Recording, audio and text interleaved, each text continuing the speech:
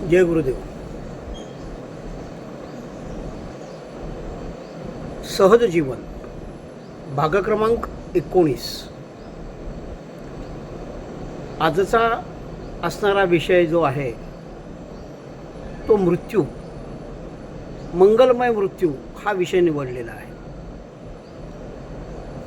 आजची असणारी ही जी सेवा माझे आईवडील, त्याचप्रमाणे परमपूजनीय नारायण काका ढेकणे महाराज व परमपूजनीय श्री ब्रह्मश्री श्री दत्तात्रय कवीश्वर महाराज यांच्या चरणी अर्पण करून आजच्या विषयाला सुरुवात करत आहे. आपण आजचा विषय निवडलेला आहे तो म्हणजे मंगलमय मृत्यू. आपल्या मनामध्ये हा सदैव एक विचार यायला पाहिजे, जसं जन्म घेणं हे आपल्या हातामध्ये नाही आहे, तसं मृत्यू कोणत्या क्षणी होईल हे आपल्या हाती नाही आहे. त्यामुळे अंतिम काळाला मी भगवंताचं नामस्मरण करेन, चिंतन करेन, असा जर काही आपल्या विषय डोक्यामध्ये असेल तर तो चुकीचा ठरेल. त्याचं कारणच असं आहे की प्रत्येक क्षण हा अंतिम असा समजावा, म्हणजेच भगवंताची भक्ती झाली तर होऊ शकते. आणि हो, या ठिकाणी एक गोष्ट सांगते, भक्ती करावी असं सांगितलं जातं.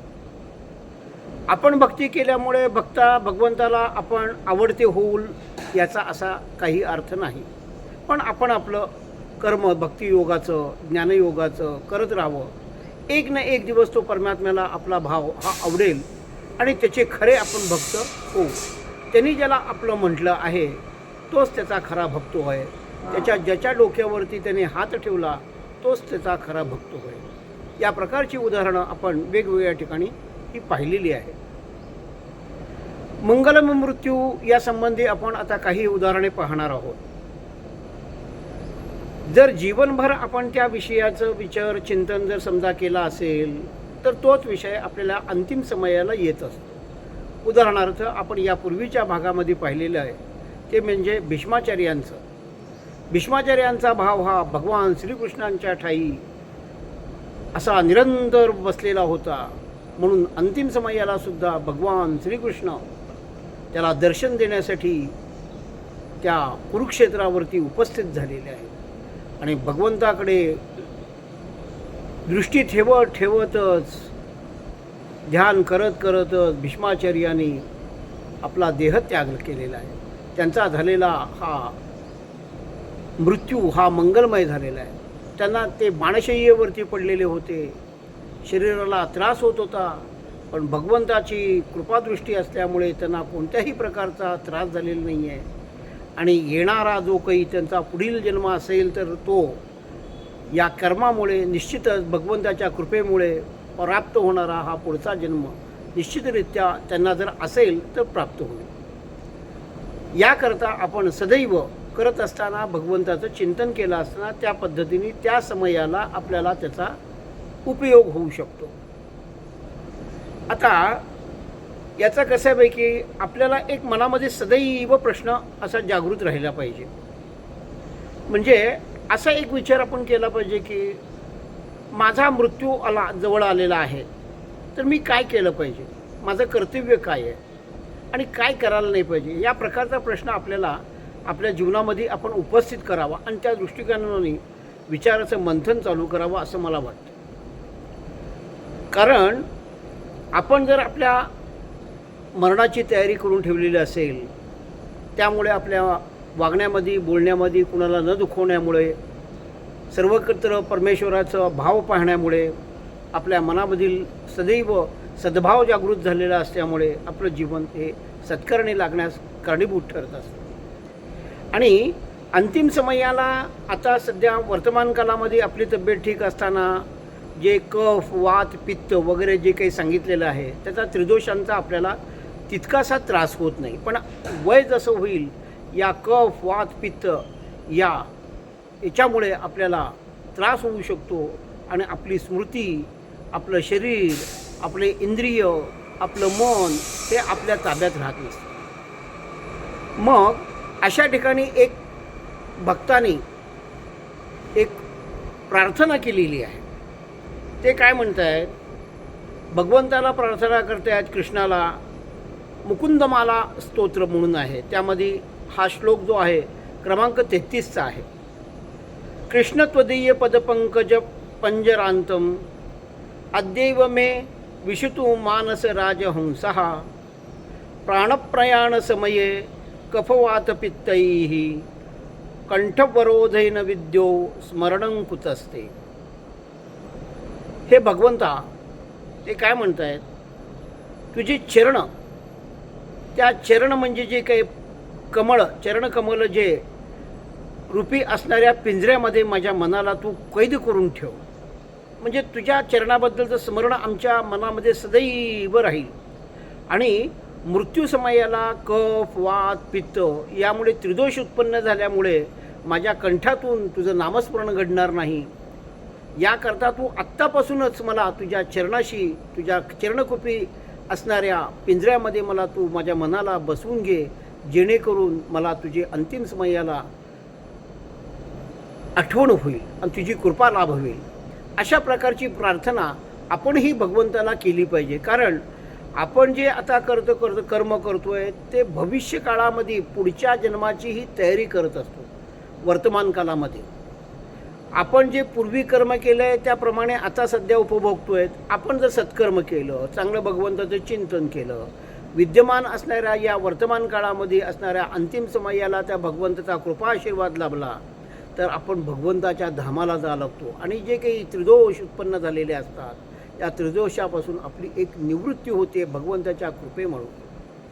म्हणून गीतेमध्ये देखील एक सांगितलेलं आहे. आणि काही मंगलमय असणारे जे मृत्यू म्हणून जसं आपण भीष्माचार्यांचं पाहिलेलं आहे त्याचप्रमाणे काही संतांची आपण हे पाहूयात मंगलमय मृत्यू. संत ज्ञानेश्वर महाराजांनी समाधी घेतलेली आहे. त्यांचे असणारे सद्गुरू त्या ठिकाणी पांडुरंग देखील उपस्थित राहिलेले आहेत असं सांगितलं जातं. सद्गुरू निवृत्तीनाथ, नामदेव महाराज असे समाधीच्या ठिकाणी विविध असणारे संत मंडळी त्या ठिकाणी उपस्थित राहिलेले आहेत. आणि ज्ञानेश्वर महाराज अत्यंत आनंदामध्ये त्या ठिकाणी त्यांनी समाधी घेतलेली आहे. आणि त्या समाधीवरती नामदेव महाराजांनी एक शिळा ठेवलेली आहे. त्याचप्रमाणे मुक्ताबाई विद्युत लहरीच्या प्रमाणे त्यांचा देह ह्या ब्रह्मांडामध्ये त्यांनी जशी वीज तळपते त्याप्रमाणे त्यांचा देह तिथं नाश झाला, म्हणजे नाहीसा झालेला आहे. संत नामदेवांच्या बद्दल तर काय सांगावं, त्यांना भगवंताच्या चरणाच्या म्हणजे पायरीपाशीच त्यांना समाधी मिळायचा योग घेण्याला आहे. संत एकनाथ महाराजांनी देखील षष्ठीला स्वतःचा देह हा त्या गोदावरीच्या मध्ये सोडलेला आहे. त्यामध्ये तो त्यांनी जीव म्हणजे त्याप्रमाणे जलसमाधी त्यांनी घेतलेली आहे. यांचे हे जे सगळे असणारे जे मरण आहे ते मंगलमय मरण झालेले. हा आदर्श आपण आपल्या जीवनामध्ये का बरं ठेवायला नको, या प्रकारचा आदर्श आपणही ठेवायला पाहिजे. याकरता काही लोकांनी आपण असं म्हणतो की मला सध्या मला वेळ नाही आहे, माझ्या पाठीमागं माझे व्याप ताप आहेत, मला ज्या वेळेस निवांत वेळ होईल त्यावेळेस मी भगवंताचं नामस्मरण करेन, चिंतन करेन, पूजा करेन. असं कधी होईल काय? नव्हे, असं कधीही होणार नाही. त्याचं कारणच असं आहे, एक माणूस होता आणि स्नान करण्यासाठी तो समुद्राच्या काठावर गेलेला आहे आणि समुद्राच्या काठा शांत होण्याची वाट पाहतोय. त्या समुद्राच्या लाटा शांत झाल्यानंतर मी आंघोळ करेन अशा प्रकारचा त्याचा विचार डोक्यात चालू असताना त्या ठिकाणी तो बसलेला असतो. तिथे पोहायला जाणारे लोक असतात, जातात येताना पाहतात. त्या माणसाला म्हणतात, अहो असं का बसून राहिला आहात, जावा समुद्र स्नान करा. तो म्हणतो नाही की लाटा बंद झाल्यानंतर मी समुद्र स्नान करेन. हा जसा विषय समुद्राच्या लाटा हा काही बंद होणार नाही, हा काही स्नान करणार नाही, जसा हा विषय आहे तसं आपण जर समजा असं म्हणलो की मला वेळ नाही आणि वेळ मिळाल्यानंतर मी जर करेन, अशा प्रकारचं जर त्याचं म्हणणं असेल तर ते खोटं आहे. म्हणून वेळात वेळ काढून सर्व कामे टाळून सर्वप्रथम या गोष्टीला प्राधान्यता दिली पाहिजे, नंतरची कामं आपण करायला पाहिजे. भगवंताचं आराध्य जो आपल्यामध्ये विद्यमान आहे त्या विद्यमान असणाऱ्या परमात्म्याला आपण ज्याचे अंश आहोत, ज्या अंशीचे अंश आहोत त्याचं स्मरण हे आपण आपल्या मनामध्ये ठेवलं असताना सर्व गोष्टी सुखकारक काबर होणार नाहीत, प्रपंचही सुखकारक होईल आणि आपलं असणारं मंगलही, मृत्यू हाही मंगलमयी होईल. भगवंताने आपला असणारा जो काही भाव आहे त्या भावाबद्दल गीतेमध्ये काय सांगतायत बघा. कारण आपण जो आपला मनामध्ये भाव ठेवलेला असतो तो अंतिम समयाला देखील त्याच पद्धतीने तिथं उपस्थित होत असतो आणि त्याप्रमाणे भगवंत त्याला तो देह म्हणा किंवा त्या भावाला प्राप्त करून देत असतात. या ठिकाणी गीतेमधील 8वा अध्याय श्लोक क्रमांक 5 यामध्ये भगवंत काय म्हणतायत, अंतकालेच मामेव स्मरणमुक्त्वा कलेवरम य प्रयाति स मद्भावम याती नास्तत्र संशयः. अंतकाळाला जो माझे स्मरण करतो व देहत्याग करतो तो मला येऊन मिळतो. याचा अर्थ आपण अंतकाळ म्हणजे मगाशी सांगितल्याप्रमाणे अंतकाळ म्हणजे जीवनाच्या शेवटाला त्रिदोष उत्पन्न झाले असताना नव्हे. अंतकाळ म्हणजे सदैव प्रत्येक क्षण हा अंतकाळ समजून समजा आपण वर्तन ठेवलं, ईश्वराचं ध्यान, ईश्वराचं स्मरण वगैरे केलं तर मृत्यू देखील आपला मंगलमय राहिल्याशिवाय राहणार नाही. आणि त्या ठिकाणी असं समजलं नाही पाहिजे की आता जीवनभर आपण कामधंदा करू, बऱ्या वाईट मार्गाने पैसा कमवू आणि नंतर अंतिम समयाला भगवंताचं चिंतन करू. तर असं हे होणं नाही आहे. कारण जो आपल्याला जो सवय लागलेली असते त्या सवयीप्रमाणे माणूस वर्तन करत असतो. आणि त्याच्यामध्ये सांगताना काय म्हणलं जातं, सदा सद्भाव भावितः. ज्या विषयाचं आपलं चिंतन चालू असतं तोच चिंतनचा भाव अंतकाळीही असतो. म्हणून भगवंत देखील या ठिकाणी एक अशी आज्ञा देत आहेत, तस्मात् सर्वेषु कालेषु मामनुस्मर, सर्व काळ माझं स्मरण करा.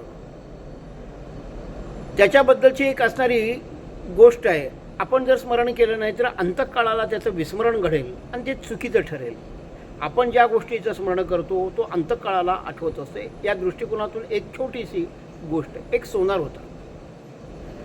सोनाराचं वय झालेलं होतं. नेहमी सराफ कट्ट्यावरती जायचा, दुकानात जाऊन बसायचा. सकाळचा भाव सोन्याचा काय आहे, दुपारचा भाव काय आहे, या गोष्टीचं त्याच्यात डोक्यामध्ये हे विषय चाललेले असतात. आणि वृद्धापकाळाने त्याला ग्रासलेला आहे. आणि त्याच्या शरीर तपासण्यासाठी डॉक्टर त्याच्या घरी गेलेले आहेत आणि डॉक्टर त्याचं ब्लड प्रेशर चेक करतायत. त्यावेळेस ते त्यांच्या मुलाला सांगतायत 105 यांचा आहे. तर हा माणूस सोनार समजतो की आजचा भाव 105 आहे. ते मुलाला सांगतात, अरे मी 80 रुपयाला घेतला होता, विकून टाक. 105चा भाव आहे, फायदा आहे, घेऊन टाक. आणि असं करतच असताना, असं बोलत असताना त्याचा अंतिम समय येऊन पोचलेला आहे. हा समय म्हणजे काय, मंगलमय म्हणायचा नव्हे, हा मोहाचा म्हणायचा. पुढचा जन्म त्याला त्या दृष्टिकोनातून प्राप्त होणारा हा मोहाचा क्षण म्हणायचा.